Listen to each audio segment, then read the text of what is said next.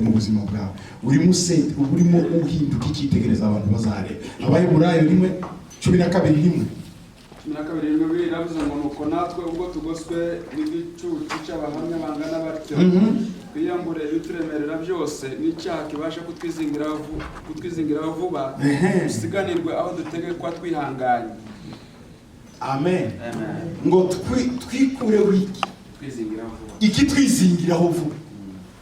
Hari ibyaha udakontorora bikwizingiraho, ko gusanga warakaye ni ibintu udakontorora, ugasanga wavuze nabi. Ibyo nabyo ugomba kuba prida mu buryo ako kantu kakwizingiraho vuba, ugashaka ukuntu katazagukoza isoni mu bantu, nako kakikuraho vuba vuba. Hari ibitwizingiraho vuba, tugomba kumenya uko tudiringa nabyo. Tugomba kwiga kujera temperance yacu, temperama yacu mu buzima bwacu. Icya gatatu ni urukundo. Indangagaciro ya gatatu ni urukundo. Urumva, iyo uvuga neza, ukitwara neza, ukagira urukundo. Ndabizi ko twese tuvukana urukundo kandi turakunda, turanakunda. Ariko iyi ni kote indi tugomba kuimprovingaho. Tugakitiva ku rukundo rwacu no rukera imbuto nyinshi. Our love, urukundo rwacu ngo bicitegerezo mu rukundo. Abaroma 12:9. Hanyuma pastor uraturebera Marko 12:33 cyangwa se Abaroma wahabonye mbere. Abaroma 12:9, Marko 12:33.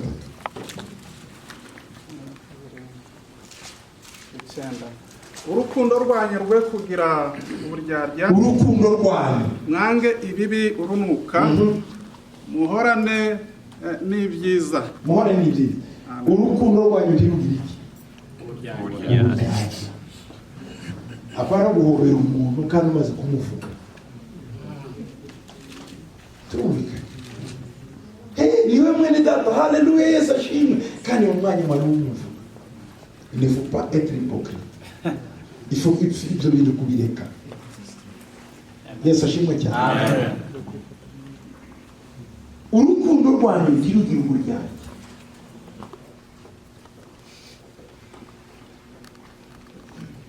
Ndiwe umuntu kumukunda muri kumwe, waje iruhande bamuvuga nawe nawe ukamuvuga. Icyo gihe tuzabanye umugabo cyangwa umuvugo w'ibikoresho.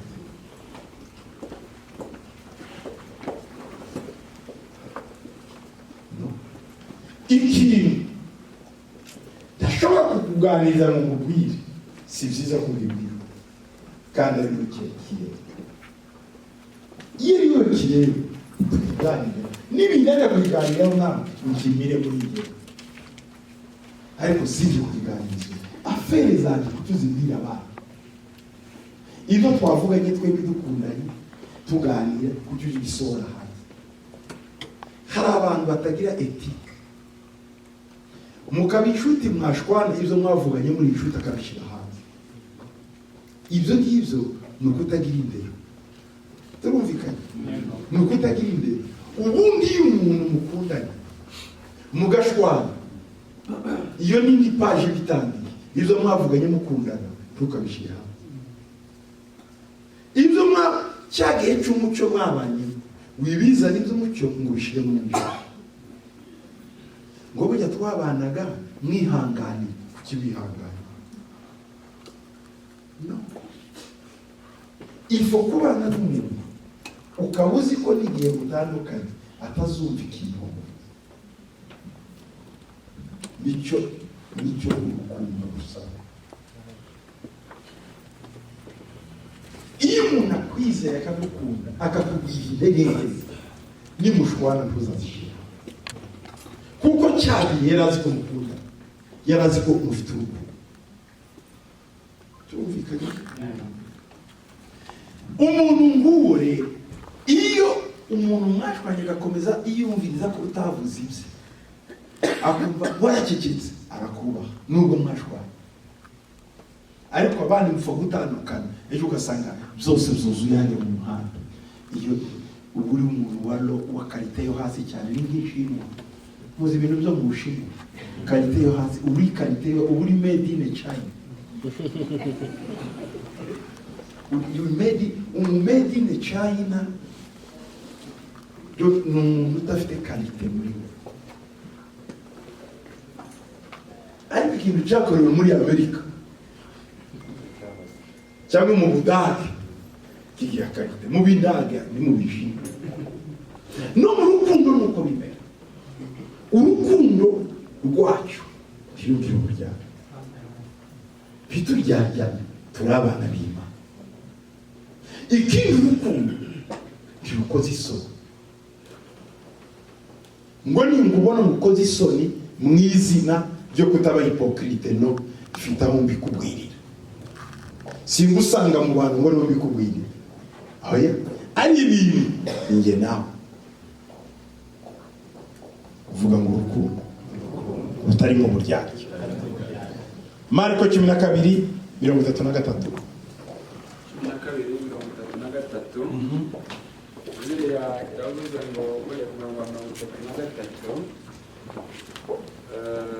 aravuze ngo kandi no kuyikundisha umutima wawe wose, uyikundisha umutima wawe wose n'ubugingo bwawe bwose, imbaraga zawe zose, kandi no gukunda mugenzi wawe kuko wikunda, biruta ibitambo zose zokeje n'ibitokeje. Amen.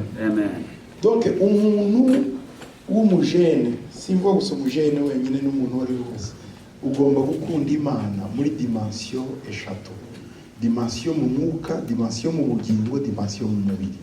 Imbaraga zawe ukazikundisha Imana, ubwonko bwawe ukabukundisha Imana, imbere muri personalite yawe ugakunda Imana, mu mwuka hari usenge ugakunda Imana, ngo hanyuma ugakunda na mugenzi wawe kuko uri kure. Amen. Amategeko yose y'icumi y'Imana, sibyo? Amategeko ane abanza ni urukundo rukunda Imana, andi mategeko atandatu ni urukundo rukunda mugenzi wawe. Donc niwe Yesu yavuze andi byose ngo bikubiye muri aya magambo yo kunda Imana, ukunde na mugenzi wawe. Urukundo, iyo ufite urukundo utera imbere, uhinduka icyitegererezo ku bandi bose. Umukobwa mutoya wo muri Albania yagiye mu kibikira, agezeyo yumva amakuru y'abantu batawe na bene babo babataye batagira ubari, kuko bari barwaye indwara zabo mu gihugu cy'Ubuhinde ahitwa. Umukobwa yari afite imyaka 19 yigiye muri kuva y'ababikira. Icyo yakoze yasaze kujya mu Buhinde, agezeyo abandi batawe bajya basuzugura, arabegera atangira kubakarabya, araboza, ntiyita ku kwandura izo ndwara barwaye. Bene wabo bataye babana, warabegera ababera umubyeyi, ababera umubyeyi. Yesu ashimwe cyane. Batangira kumwita mama. Abo bose ntawe yabyara, yasanze abagabo asanga abagore, ariko kubera urukundo yabakunze no kubitaho, kubambika, kubakenyeza, kubagaburira, atangira kugenda bashakira icyo barya, barataha. Batangira kumwita mama.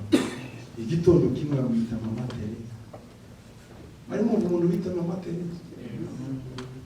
Mama Teresa reka babwire yahinduye ubuzima bw'Abahinde, kandi ari umukobwa mutoya uri kuva. Amaze kubuhindura, isi yose itangira kohereza amafaranga iwe. Mwari muzi ko hari igihe muzi Vatika, hari igihe Vatika yakeneye ifite amadeni menshi, Mama Teresa arayiguriza amafaranga. Mama Teresa aguriza Vatika, kuko abantu baramwizeye, atari uko yabasabye, ariko yitaye ku bantu, yakunze abantu, ahinduka role model, ahinduka icyitegererezo. Isi yose umuntu wese ukize akumva yakohereza amafaranga ikarika. Baramuhamagara ngo bamuhe Prix Nobel, arayanga. aravuga ngo kuri Nobel ni nje nkorera Imana kugeza igihe bayimuhaye ku gahato,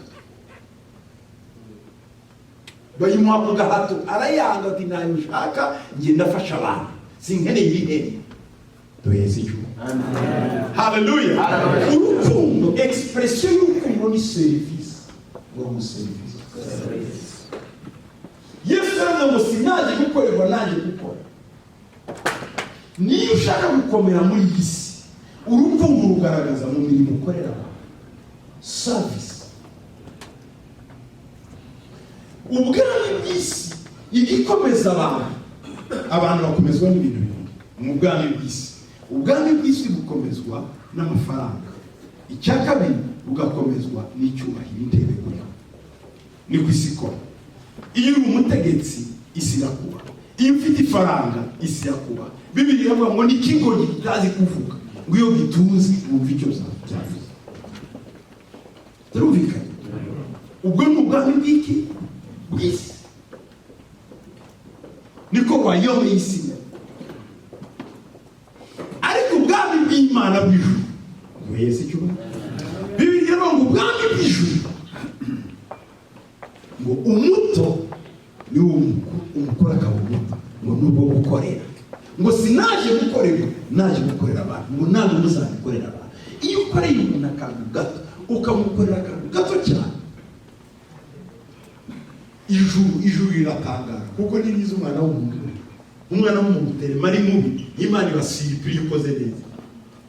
Imana iti buriya nawe yakoze neza kuko ijuru nigiteguye ko umuntu yagira neza. Iyo wabikoze rero uba ugaragaje urukundo, kandi urukundo rwerekanwa n'igikorwa wakoze. Ngo kuko Imana yagize ite yakunze abari mu isi cyane zatumye itanga. Igihe cyose urukundo ruri asosiye no gutanga. Iyo umuntu avuga ngo ndagukunda ariko ntagire icyo agukorera, urarukemanga urukundo. Sheri ndagukunda ntakugurire n'akambara, sheri ndagukunda ntakuzanye n'agakufu, sheri ndagukunda ntakugurire na pari ukwezi kugashira umwawe sheri ndagukunda ntakandi. Uravuga ati yewe uru rukundo no kurukema, kuko urukundo rugendana no gutanga. En fait kuko urukundo tutarubona, expression yayo ikigaragaza urukundo ni igikorwa uko. Amen. Bibiliya iravuga ngo ubicitegererezo muki mu rukundo. Amen. Gukundisha Imana yawe umutima wawe, imbaraga zawe, amaboko yawe, ubwenge bwawe, nibyo byose bikorera Imana kuko biraruta ibitambo. Muri Hosea Imana yabwiye Abisirayeli ngo sinkeneye ibitambo byanyu, nkeneye urukundo rwanyu. Sinkeneye ibitambo, nkeneye ko Mungu. Bwana sifiwe sana. Amen. Icyakane ni mu mwuka wacu, our spirit, mu mutima. Ugomba kuimprovinga uri umusore, umwuka wa mu mutima wawe ukawurinda ikibukarinda umutima wawe, ukagira connection n'Imana, ukarinda ibintu ushoramo ushira mu mutima wawe. Umutima wawe ugomba kuwurinda kuruta ibindi byose birinda. Siko birivuga ngo aho niho hava iby'ubugingo. Niba ari ikintu ugomba kurinda kuruta ibindi mu mutima wawe, ziriya televiziyo mwumva, ariya maradiyo mubona, imiziki mushira mu matwi, biriya byose bigira ukuntu bisatira umutima. Rero umutima ugomba kuba selective, uko utabona icyo ubonye cyose ngo ukirye, uhitamo ibyo ushaka. Ni nako umutima nawe ugomba kuhitiramo ibyo ujyamo. Ikintu cyose ntugikura ngo gikubite umutima wawe, no, urawica. Si inkuru yose ugomba kumva ngo uyemere, irakwica. Hari inkuru wanga kumva kuko gusurinda umutima wawe, sibyo? Iyo nkuru hari email udashaka no gusoma kuko uba watangiye gukeka ibiri, kugira ngo umutima wanjye murinde sinsome iyi nkuru. Kuko umutima wawe ni très précieux, umutima wawe ni uw'agaciro cyane mu buryo utawurunda mu icyo ubonye cyose. Umwana wiga gukambakamba arangwa no gutoratora, akabonye kose aragatoratora akakarya, ejo ugasanga yarwaye inzoka mu imitima y'abenshi irwaye inzoka. Kubera iki? Ibyo bayigaburira muyifidinga buri munsi. Wa musore, rinda umutima wawe, rinda umutima wawe, rinda umutima wawe. iyi mizike mwumva biriya byo ikintu cyose kitaglorify Imana ugomba kugitinya. Muragenda mugashiramo mizike mu mitwe mukumva en fait iyo urimo urepeta kenshi ziriya mizike zisi niko zigenda zikica umutima wawe ukisanga wagiye mu rumogi, kuko ziriya ndirimbo zirimo icyo bita ngo amaso subliminal. Amaso subliminal ni ukuvuga ngo iyo barimo baririmba ibicuritse irimo iramya Satani. Donc iyo ndirimbo we uyumva gutya, ariko iyo yicurukuye ukayumva neza usanga irimo iya Satani imushira hejuru. Kuko abasatanista bose bakora za industry za music zikomeye, indirimbo urayumva gutya, ariko iyo bigaruye muri sense yindi anamo et en aval ukayigarura muri ubu buryo, ijya ndirimbo wumva neza ibitegereye usanga harimo ibindi bitandukanye n'ibyo abantu bose bumvaga. Rero a force yo kubishira mu matwi yanyu mwumva ibintu bidahesha Imana biragenda bikatwikira imitima yanyu. Niyo mpamvu usanga urubyiruko rwinshi imitima yawe yarahumanye iriho ibikoba by'isi, iyo babwiye ijambo ry'Imana ntacyo ribabwiye, kuko ibyo bafitiza imitima ni bibi cyane. Ariko iyo ufidinga umutima wawe ugaburira ijambo ry'Imana, ushira mu ijambo ry'Imana, indirimbo z'Imana, ibiganiro by'Imana, urakomera. Ngo rero Timotheo we komera mu mutima. Amen. Umenye icyo uha umutima wawe. Abaroma 12:11 ukabijangwe kubyumwete nimubija ibyangwe muhirimbanire mu mitima, muhirimbanire mu mitima. Donc soyez fervent na honyine mukorera umwami wacu. Fervent in spirit. Imitima yanyu ibe guhimba ishakisha Imana, ishakisha iby'Imana. Yes, hallelujah. Okay, icyakatanu no kwizera kwacu. Timotheo we ngubi cyitegerezo mu kwizera. Kwizera kwacu. Abafilipi 2:12. Abafilipi 2:12.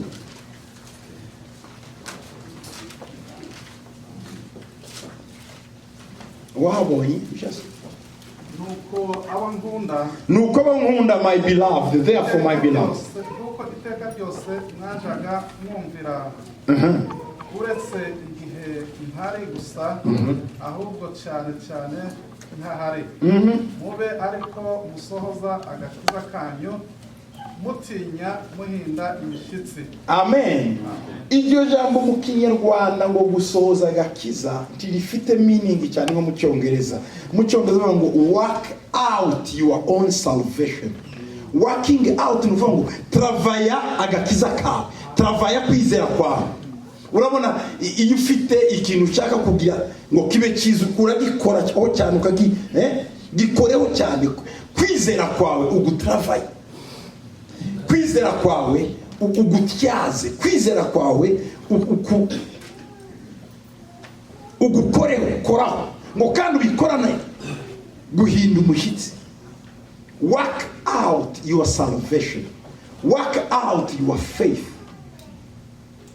Donc salut wahawe, agakiza Imana yaguhaye gakoreho ugatravaye cyane, kuko buri munsi uko bwije nuko bukeye kwizera kwacu bugenda kunanirwa. Rero tugomba kugutyaza buri munsi.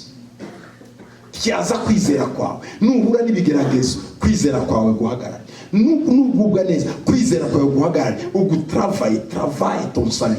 Agakiza wahawe kwizera ufite Imana ntibiguri ntucike intege. Harabambwira ngo twageze ino pastor turanebwa kuko ntitugira aho dusengera wapi n'ibiwengiriye. Sevre birashoboka kuko atmosphere sizimwe, ariko iyo wize wewe wenyine gutravaya agakiza kawe no mu butayu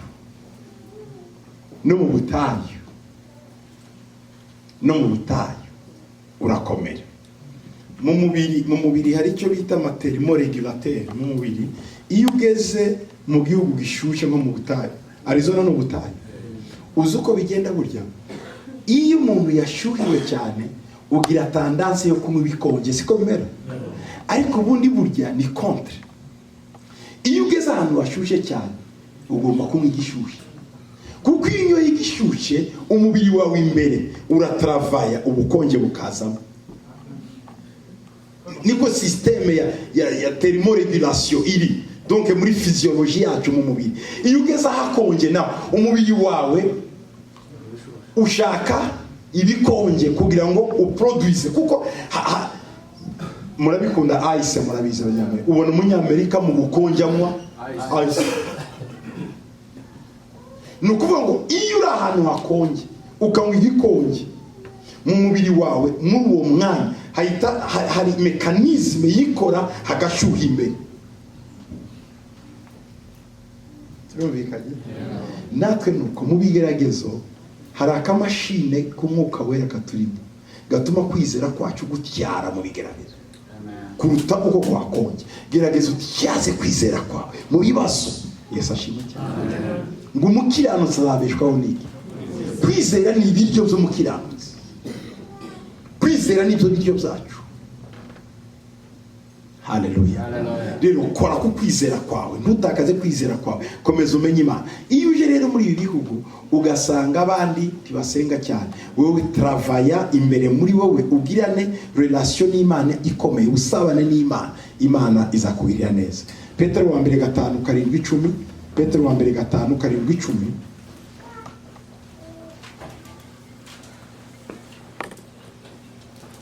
Petero wa mbere 5:5-10 kugeza ku 5:7-10. Bibiri ravuze ngo muyikoreze amaganya yanyu yose. Yikoreza amaganya yanyu yawe yose kuko yita kuri mwe. Mwirinde ibisindisha.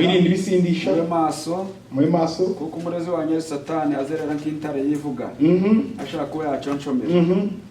Murwanye mushikamye kandi mufite kwizera, kuko murwanye mushikamye mufite kwizera. Stand fast in the faith. Resist him. Murwanye mufite iki? Kwizera. Yesu ashimwe cyane.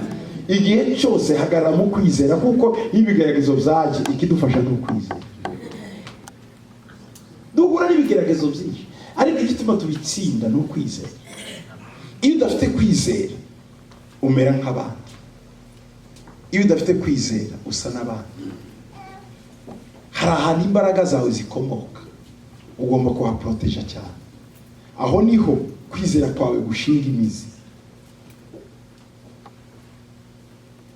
Kugira ngo umuntu abaje gutera undi amutsinde, agomba kuba afite base abahagurukira naho yinjira. Tiwaterera mu kirere. Kwizera kwacu ugomba kugira base aho gushika, aho guhagaze, hanyuma kubita umwanzi ukamurasa mu izina rya Yesu. Kwizera kwacu gukomerere mu Mwami, gukomerere muri Yesu, gushinga imizi mu Mana. Paulo yaramubwiye ngo Timoteyo we ubicitegerezo mu kwizera. Ababona uko wizeye Imana, wizeye imbaraga z'Imana, nabo bakomeye. Abana b'abajene, abasore, duhura n'ibigeragezo byinshi bidukubita hasi. Hari icyo uhagaze mu kwizera, niwe wikubita hasi, ntabwo ari byo bigukubita hasi. Hagarara mu kwizera kwawe urabitsinda. Icya gatandatu aricyo ndangirizaho cyanyuma, umutima uboneye. Iyi ndangagaciro ya gatandatu ngo ubicitegererezo ugira umutima uboneye. Purity of heart. Amen. Yakobo 4:8. Yakobo 4:8. aravuga ngo mwebwe mwezi imitima yanyu. Imitima yacu igomba guhora yejejwe. Kubera iki? Dukeneye umutima uboneye. Umutima uboneye ni umutima Imana yitegereza yarungurukamo ikabona ari muzima. Ni ukuvuga ngo iyo umuntu arimo akora utuntu mu mwijima, umutima we ntuboneye. Tugomba gukora ibintu biri transparent imbere y'Imana n'imbere y'abantu.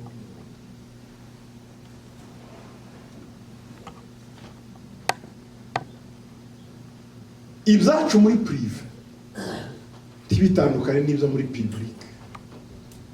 Wewe muri prive tutandukanye no muri public. Atari ibyo bizana consequences comme iyi si yahuye n'ikibazo gikomeye kubera umutima w'umuntu utari genuine umunsi. Hari umugabo w'umuyuda yabaye mu Budage, yigisha abana be idini rya Kiyahudi, ababwira ko ryo dini rya base ari ryo dini basekuruza babayeho. Abana rwose abazindura mu sinagogi buri munsi, biga Judaisme, basoma Torah na Tanakh, donc ibitabo by'abahanuzi, Tanakh na Torah, hari ibitabo bitanu abana bisubiremo barabyiga. Bukeye bava mu mujyi barimo bimukira mu wundi mujyi. Wa mugabo yari umucuruzi. Bamaze kwimukira mu wundi mujyi, mu gitondo abwira abana ngo bana banjye muze hari idini rindi tujyamo, abajyana mu idini ry'abapresbiterien. Baragiye mu idini ry'abakristo. Batashye mu mugoroba umwana baza se ati se papa hari abatujyanye ni? Arababwira ngo bana banjye mwihangane, ngo murabona ndi umucuruzi, muri uyu mujyi twimukiyemo abacuruzi bose ni abapresbiteri, kugira ngo natwe rero ubucuruzi bwacu buzacemo reka tube nkabo. Umwana ndi yasubije, yaramubwiye ati papa icyo ngusaba ni kimwe, ndagusaba ko unyohereza mu Bwongereza kuja kwigayo. Samwohereje mu Bwongereza.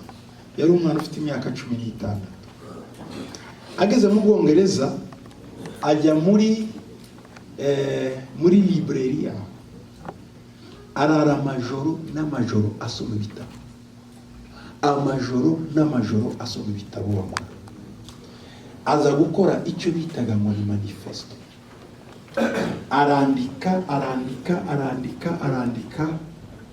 arandika ikintu cya mbere yaje gukora conclusion ye.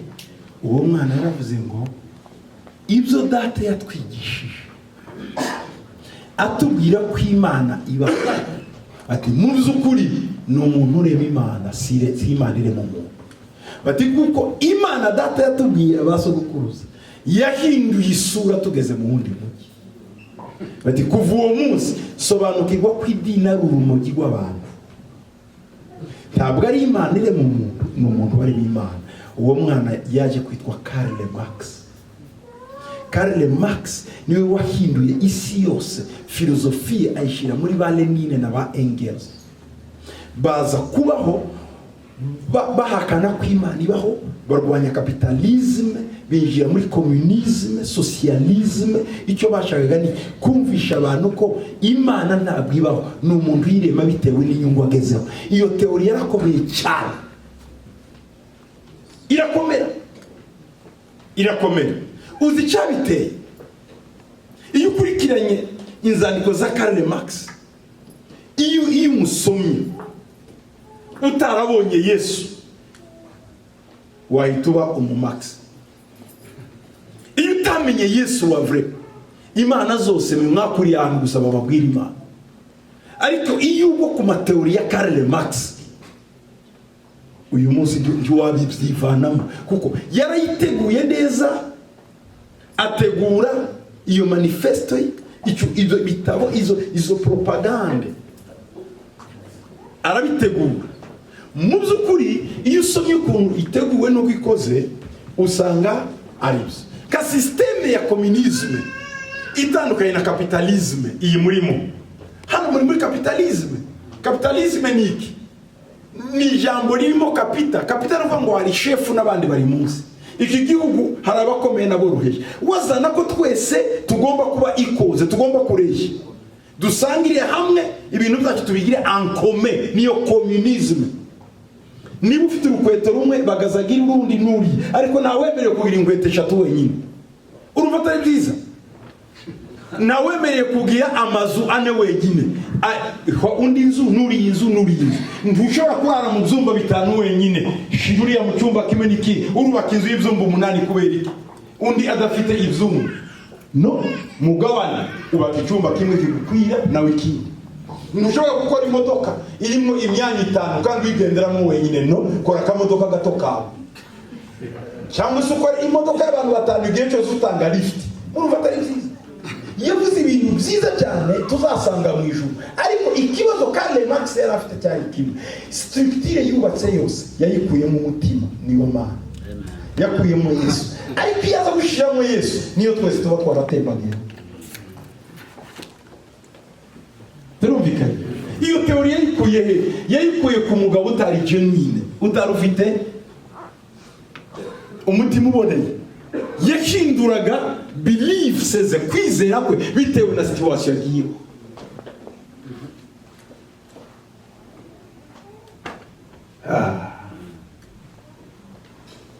Umunsi umwe hari urukuta rugize imyaka hafi miliyoni 4-5 mu Bushinwa.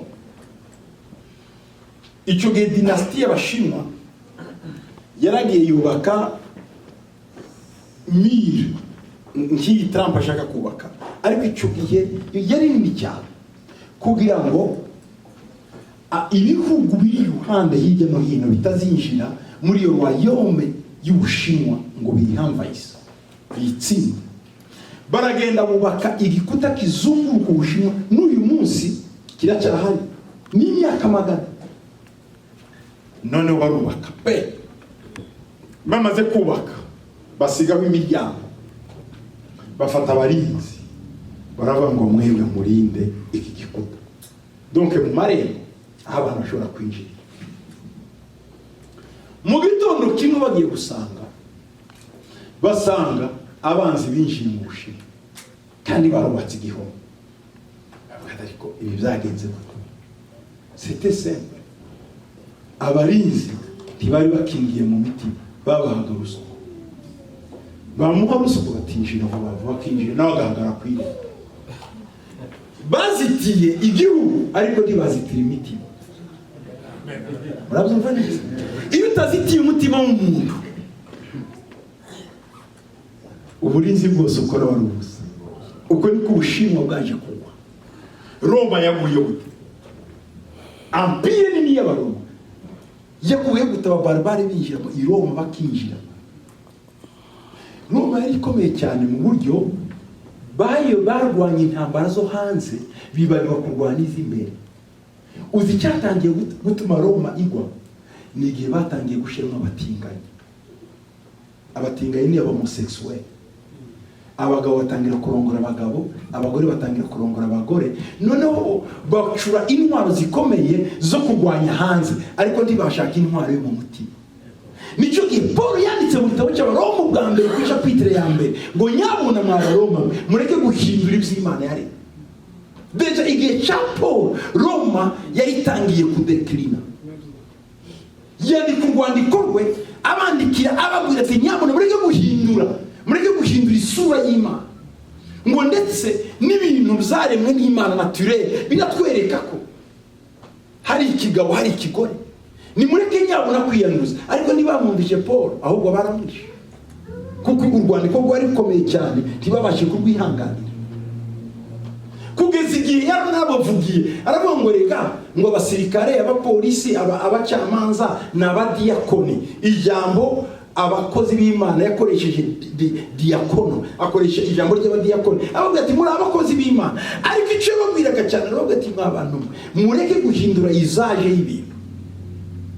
Mu kinyejana cya mbere mu gitondo kimwe Roma izi ngo ifite abasirikare buzuye ku isi, bararinda imipaka, hagati muri bo basanga bafashwe. Nuko Roma yagize ikibazo. Mu ijoro umugore wa Kayisari arambwira ngo narose bakwishe. Yari mwaje muri Sena, yicwa n'inshuti ye mu gitondo. Umugore yari yabirose ari mu gati nabonye bakwishe. Inshuti ye magara abari yimwicira mu nzira. Niki cyakubabwira? Ushobora kurinda urugo rwawe, ushobora kurinda amashuri yawe, ushobora kurinda, ariko utarazitirira umutima wawe ngo ugire umutima uboneye, Satani azakwinjira kandi akugirire nabi. Ndarangije bene data, ndangiza kuri iri jambo. Matayo 5:8. Hahirwa abafite imitima iboneye, nibo bazagira gute? Bazabona Imana. Iyo ufite umutima uboneye, Imana irakwiyereka buri munsi.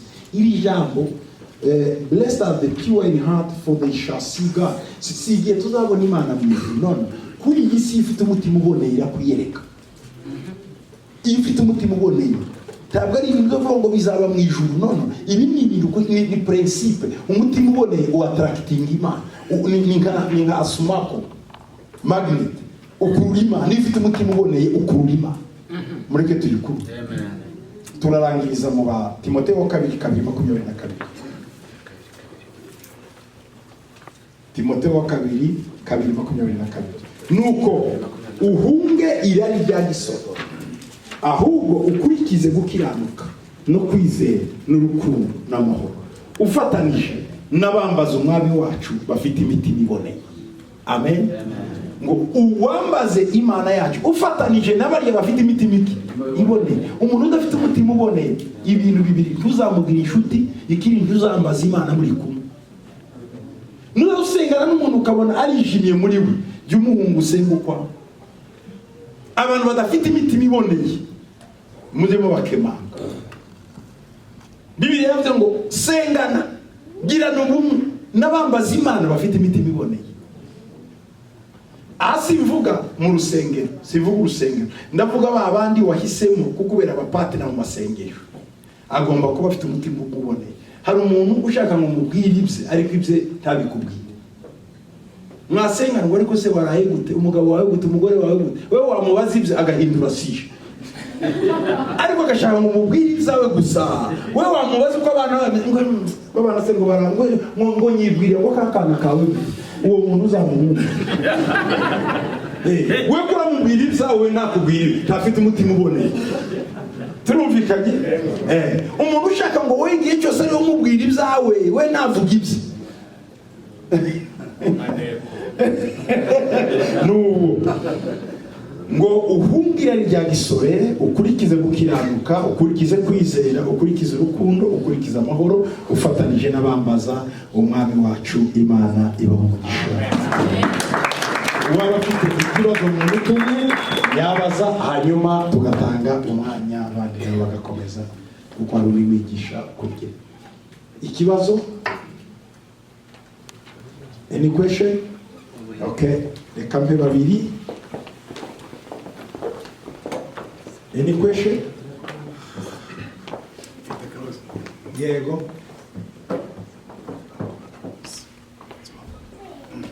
Baza ucyo ntakibazo. Wow. Mfite utubazo dutatu. Kamwe nakajanye n'ijambo watangiriyeho nibaza jenoside nka nyuma gato, sinzi nimba rivuga kujanye no kuvuga make. Abantu ni ijambo twasomye muri Timoteyo rivuga ngo makuru cyitegererezo mu magambo. Yes. Abantu bavuka bavuga make. Abo twita intumbwe cyangwa se abo twita kuvuga make. Navuga gasengukiye mu ijambo ngo ni mute, so kuvuga iryoza ni kinona twavugaga amagambo akwima, atari gusebanya, atari kugira gutemeza ari mu Imana. Ntabwo ari ukutavuga cyane cyangwa kuvuga gahoro, si ibyo ngibyo, ni juste amagambo anezeza Imana y'Imana. Ikindi kigira kabiri numva ari wabisubisha. Abantu badakunda, badakijijwe ariko bakitwa imfura, ni impano iva ku Mana cyangwa barabivukana? Imfura ni valeur, ni indangagaciro, n'uburere. Imfura n'uburere, ariko ubukristo n'agakiza. Imfura idafite Yesu Kristo, sibyo, kamere y'ubumuntu yahinduka. Uzusanga afite imfura ariko afite abagore batanu. Kubera iki? Ntafite Kristo. Ntabeshya, ntagira gute, ariko kuba adafite Kristo afite ikibazo. Yohana 3:18 Bibiliya ivuga ngo utarizeye uwo mwana yamaze gucirwa ku iteka. Nubwo yaba imfura ariko adafite Yesu yaciriwe ku iteka. Yesu niwe byose.